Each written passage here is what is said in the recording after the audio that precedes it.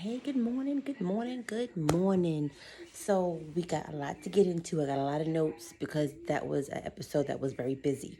Love After Lockup, Season 4, Episode 4. So, Kweilyn and is getting out. So, it's Kweilyn's mom, Quaylandria. I'm not even going to go ahead because you already know Kweilyn, Quaylandria, whatever. And his girlfriend Chevelle, and they're both happy, and they look like they're cold as I don't know what. They're like shivering. You see snowflakes. So they're outside. Say, I can't wait. I can't wait. He finally comes out. The mom runs and hugs him. She hasn't seen him in 12 years. I cannot imagine not seeing my son's face for 12 years. And he went in when he was 17. And when you're 17, that's where I think life shapes you. Life, life just teaches you different things. When I was 17, I was learning how to pay some bills, buy clothes, get my hair and stuff done, and get ready for life. And at 17, he chose to get that taken away, and he went to jail for 12 years. His original sentence, I think he said it was 15 to 17 years. Listen, that's a long damn time. So he's like, when he went in, he was on Black Planet. Girl, I was on Black Planet, and I'm like 42 almost. So I can't imagine what he has to learn. And he's saying, he wants to be the greatest he can be, and he wants his family to not want for anything. What you gonna do? I mean, he ain't talked about a rapper. Chevelle says she's a rapper, but we already saw that video. And if you didn't, look at my suggested videos, and you'll see the video of Yellowbone. That was her name. But he doesn't know how to do anything. And when I say do anything, cell phone, drive. I don't know if he got his license or not, but you learn that when you're 17. And if he was in them streets doing that life, he might not know how to do that. So I don't know what he can do. Did he get a trade? So we're going to see, and we got to see where he's going to live, because he was talking about, he told his mom one thing, he told her something different. So the preview shows him getting in a car with his mom, and she's like, they had this plan all along. Girl, maybe. Sorry. Oh, I'm so tired. Anyway, John and Christiana, and I'm going to post everybody's pictures so you can know who I'm talking about until you get used to the couples. So they get married. She gets out, and this is where they show them getting married in his truck, and she's trying to dress on, and the dress is not working, and she's like, it's not going to work. And then I'm thinking she means like the marriage ain't going to work, but I'm confused. Now, when I got married 20 years ago, you had to have a license. You don't got to have a marriage license no more? Don't you got to have a license and go to the courthouse, sign paperwork before you could get married? Or maybe this is like not a legal union, just like I don't know. I'm asking for a friend. But she's like, she never thought she would find a guy like him. And this will be his 5th marriage. I don't know if she knows that, but whatever. So they're doing this whole ceremony thing, and they got the fake flowers, and they got the fake truck, and it's just like it's a whole show. If I have to be to the halfway house by a certain time, and this is, I think she's been in and out of jail, I think she said for 14 years, and she's been in prison for 8. I don't want to get married right now. Can we get married as we drive into the halfway house? And if we have time, we'll do the quick ceremony in front of the halfway house. Like, are you crazy? But this is what she do. And she said she has never completed a parole. I feel like you might like jail if you just can't just stay out, in my mind. I don't know. I haven't been in that lifestyle. I don't know anybody in that constant jail lifestyle, but so they finished the wedding, and they're trying to speed off, and she's like nervous. She's like, I'm going to be like 30 minutes late. 30 minutes late turns into an hour late. He's doing like 80 in his little beat up old truck. And I'm just like, girl, you crazy. I wouldn't have risked, I would not have risked my my time, because they know what time you got out. They know where you came from. They know it don't take that much time to get from A to B. But whatever. Then she covers the camera, she changes her clothes, and she's still vaping. I don't know what she's vaping, but she's vaping, I guess, because she know I might end up in jail. Let me get my little fix before I go back in. She arrives, she kisses him, she goes, I'll see you. And then the preview for next week shows, I haven't heard from her. You did it to yourself. I don't feel sorry for some people who are in jail because you put yourself there. The law doesn't come up to you. Well, nowadays it does, and you end up in jail. However, with her, it was meth, coke, drugs. You're in that environment, and maybe you just can't get out the circle. I don't know. Then we go to Lindsay and Scott, and Lindsay Scott is looking from the waiting area, and he's like looking like this. If she get off the plane, 30 people get off this plane. He don't see her, or maybe he does and don't know it's her, because if everything, hold on, somebody's bothering me for work. Hold on, y'all. Okay, I'm back. The people be wanting me to work and stuff. Anyway, so he's looking for Lindsay to come off the plane, and he doesn't see her, and they're just like, he's nervous. I'd be nervous, but I thought he said he hadn't talked to her in a couple days before the original itinerary went out. So I'm like, So he's looking, and then the producers get real shady, and they're like, so do you think, like, because I think they know what she looked like, but they can't say because it's part of the show. So they're like, do you think you missed her, or do you think you just, like, basically, she came off the plane, walked right past you, and ignored you because she just used you? And he's like, no, no, no, but I haven't seen her, and he's getting nervous, and he's just walking in circles. He sees the pilot at some point, and he's like, yeah, I'm looking for my girlfriend, and I haven't seen her. She's supposed to be on that plane. And he's like, yeah. And he starts walking. Then he calls the jail. Like, they're going to tell him something. And they're like, you got to call tomorrow to find out. And he's freaked out. He's just walking in circles, and he keeps looking around, looking around.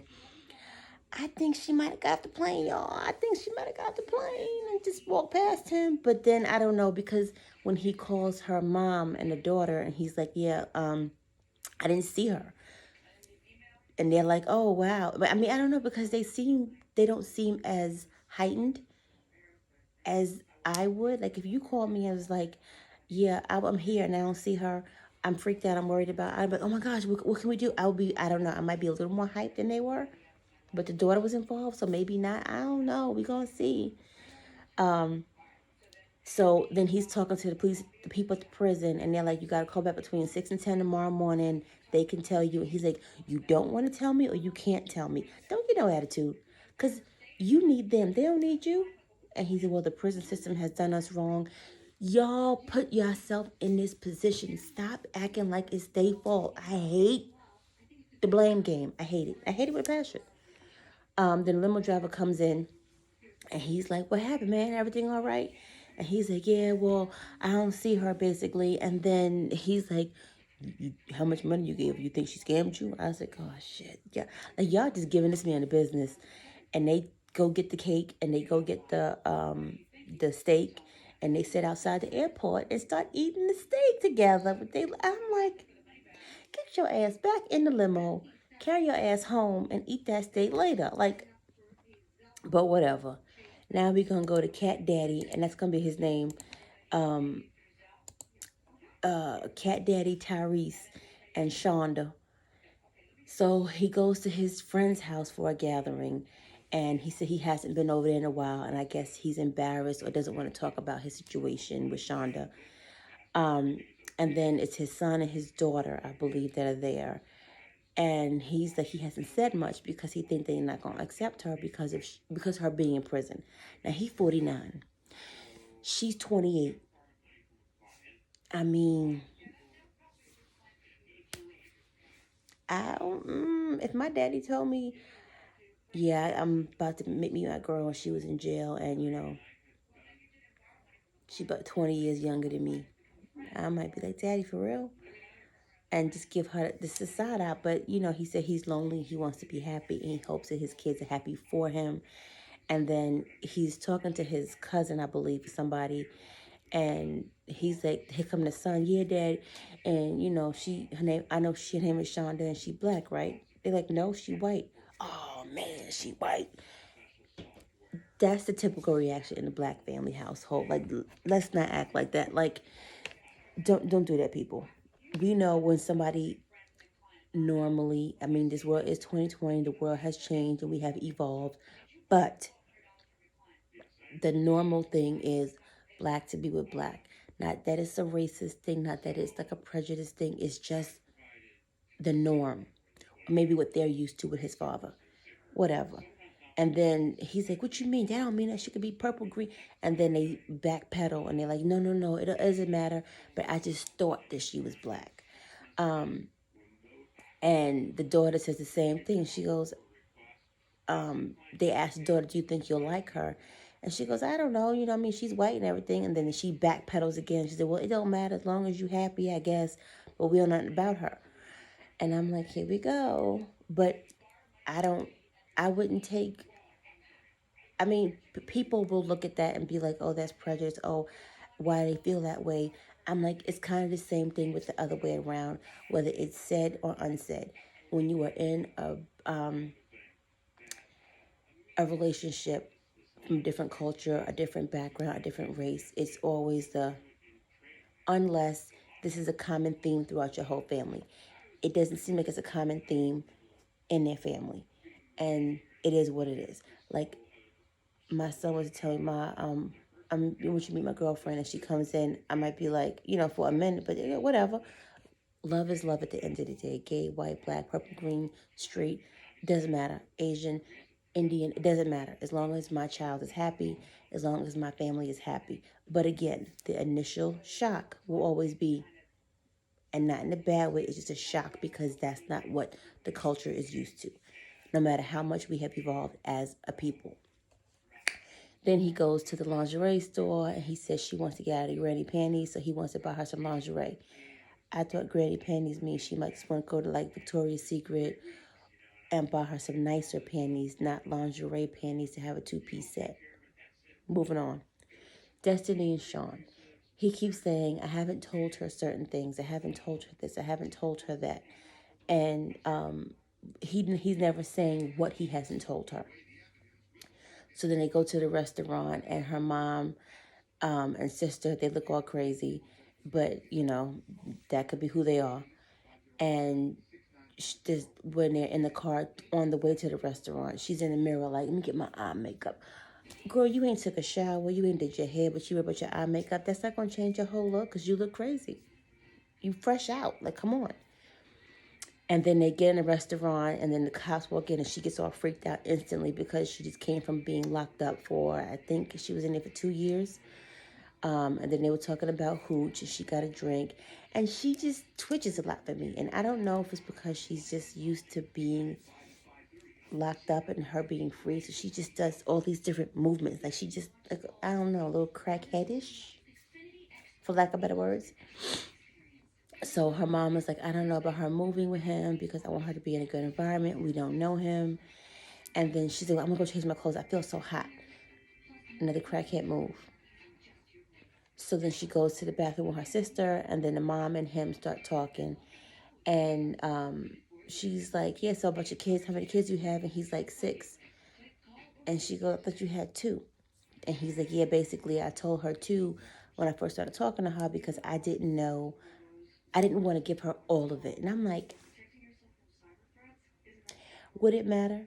If I'm talking to somebody for the first time, I would never deny if I had 1, 2, 5, 7, or 10 kids, because that's my blood, that's my kid. And for you to easily deny them like that is a problem. I don't care if it's from the same woman, same man, it's a problem because you denied them, period. So if you didn't know y'all was going to last, did it matter? Because if y'all just talking to be talking, I got 6 kids. That was whoever choice to say, nah, I'm good, and you to move on, or were you that desperate to find somebody that looked like her? Not to mention she don't look like her pictures look. Because he sure said the last episode, like, I settled.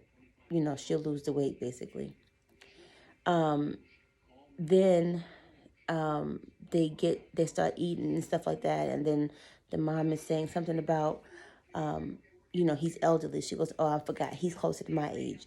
And then she's like, what are you talking about? Come to find out, the man ain't, she's 27.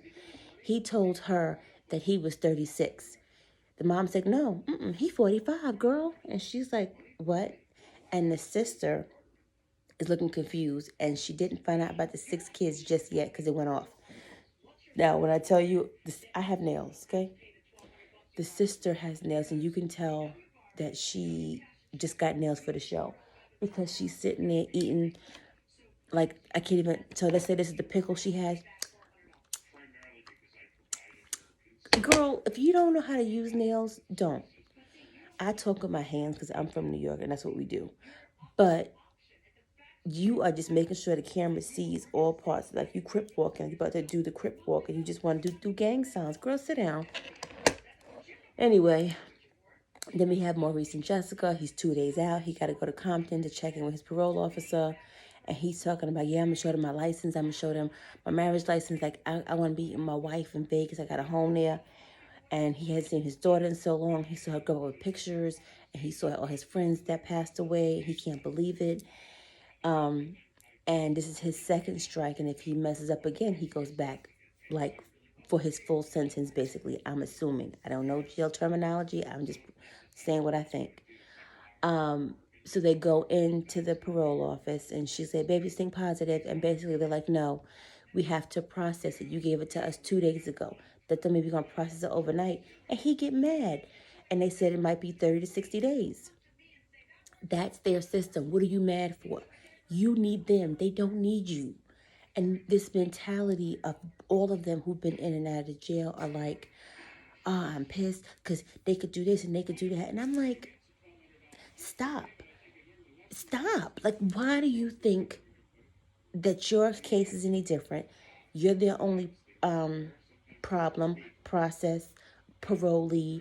Like, they're doing their job, and doing their job doesn't mean expediting anything for you. They don't owe you nothing. You have to report to them. So he said, we going to Vegas. Let's go. And she's like, we can't go to Vegas. And he calls his aunt, and he's mad. And the aunt's like, yeah, you know. Because she know. And then she's like, I can't believe that they're doing this to him. Like, we're married. Want him to come home with me. This is not fair. Girl, you ain't been in the system to know nothing. He's a black man, second strike, in Compton, who been in jail. Cut the shit. You don't know what that life is about. Because you've said you come from middle-class families. Cut it out. You don't know what that's like. So they show the next scene, and it's basically like, we going to Vegas. She goes, no, we can't. And he's saying, you with me, you against me. Man, please shut up. I hate that's that jail terminology, that's that jail talk. Think you could talk shit and you just ain't nothing gonna happen to you because you got options. Anyway, so that's my thing. Look at the Lockup. I hope next episode shows more details, but we gonna see. Questions, comments, like, and subscribe below. Bye-bye.